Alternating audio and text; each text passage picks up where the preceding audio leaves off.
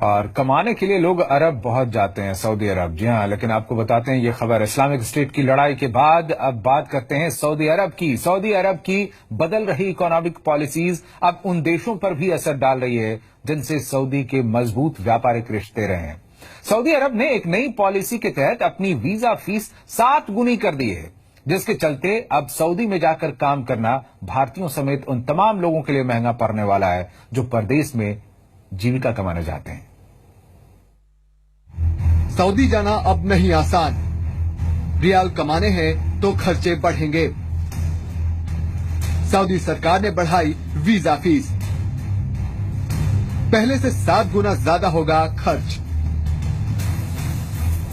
जी हां, परदेश में रहकर पैसे कमाने का सपना भी अब महंगा पड़ने वाला है, क्योंकि सऊदी अरब की सरकार ने अपनी वीजा फीस में बड़ी बढ़ोतरी की है। सऊदी अरब की सरकार ने वीजा फीस को 7 गुना ज्यादा बढ़ा दिया है, जिसका असर सऊदी अर्थव्यवस्था से कहीं ज्यादा उन देशों के व्यापारियों पर होने वाला है जहां के लोग सऊदी जाकर रियाल कमाने का सपना रखते हैं। सऊदी सरकार के इस फैसले के बाद भारतीय व्यापारियों पर भी खासा असर पड़ेगा। हालांकि सऊदी सरकार का कहना है कि वीजा फीस बढ़ाने का नेगेटिव इम्पैक्ट नहीं पड़ेगा, लेकिन जिन देशों के साथ सऊदी अरब के कारोबारी रिश्ते हैं वो बढ़ी हुई फीस का भुगतान कर सकते हैं। सऊदी अरब की वीजा पॉलिसी और फीस में जो अहम बदलाव हुए हैं, चलिए उनसे आपको रूबरू कराते हैं।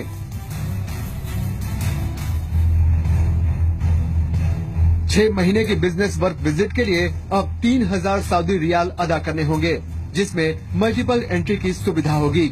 हालांकि पहले इसी सुविधा के लिए 400 सऊदी रियाल की राशि अदा करनी होती थी। सिंगल एंट्री वीजा के लिए अब फीस 2000 सऊदी रियाल हो चुकी है। अगर 1 साल का वर्क विजिट वीजा चाहिए तो इसके लिए फीस 5000 सऊदी रियाल हो चुकी है, जबकि 2 साल के लिए ये वीजा फीस 8000 सऊदी रियाल होगी। Transit visa fee 300 Saudi riyal हो गई है, जबकि सी पोर्ट से जाने के लिए ये फीस 50 सऊदी रियाल होगी। सिंगल ट्रिप के लिए exit re entry visa fee 200 Saudi riyal होगी, जबकि हर महीने इसमें 100 रियाल की बढ़ोतरी होगी। हज और उम्रा के जाने वाले श्रद्धालुओं को इस फीस से छूट दी जाएगी। दरअसल सऊदी अरब में तेल की कीमतों में आई कमी की वजह से सऊदी सरकार की कमाई में 68% की कमी आई है, जिसके बाद सरकार वीजा फीस बढ़ाकर अपने सरकारी खजाने को भरना चाहती है। लेकिन राजनीतिक विश्लेषक सरकार के इस फैसले को दूरदर्शी नहीं मान रहे हैं, क्योंकि सरकार इससे दूसरे देशों के व्यापारियों से वसूली कर अपना खजाना भर रही है।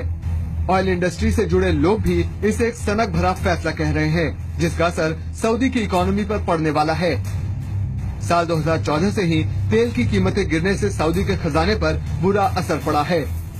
सऊदी अरब के डिप्टी क्राउन प्रिंस मोहम्मद बिन सलमान ने कहा था कि विजन 2030 के तहत देश की इकोनॉमी को मजबूत करने की कोशिश होगी, लेकिन व्यापार को लेकर कठिन किए जा रहे नियमों से शायद ही कोई पॉजिटिव असर पड़ने वाला है। हालांकि सऊदी सरकार को उम्मीद है कि नए नियम पॉजिटिव असर डालने वाले हैं। International desk, India 24/7। और अब बात अमेरिका के इलेक्शन की। अमेरिका के इलेक्शन में जितना ड्रामा देखने को मिल रहा है, उतनी ही ये बात पुख्ता होती जा रही है कि अब अमेरिका में बादशाहत नहीं, खोखलापन बढ़ रहा है। 30 सालों से जैसे लीडर्स ने अमेरिका पर राज किया है, उनकी पॉलिसीज डिफेंस ड्रिवन रही है और घरेलू मोर्चे पर वो फेल रहे हैं। और तभी तो अमेरिका जैसे विकसित देश की इकोनॉमी न सिर्फ चीन की ग्रोथ रेट से पीछे हो चुकी है, बल्कि बेरोजगारी, युवाओं में निराशा